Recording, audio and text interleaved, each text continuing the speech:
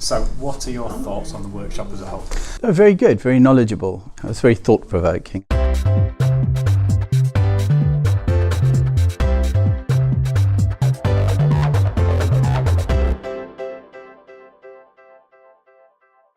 It's made me think that there are quite a few areas that have been neglected and we need to look at quite seriously.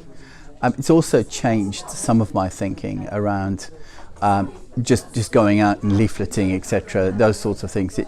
I want to make sure that what I'm doing is going to have an impact, and this has given me a better idea of what will give me an impact. I know that we can't always, see into the future and know exactly how that's going to pan out, but knowing that certain tools have worked in a certain way for other schools in the past, that's helpful, and that's what I need, and that guidance is important, yeah.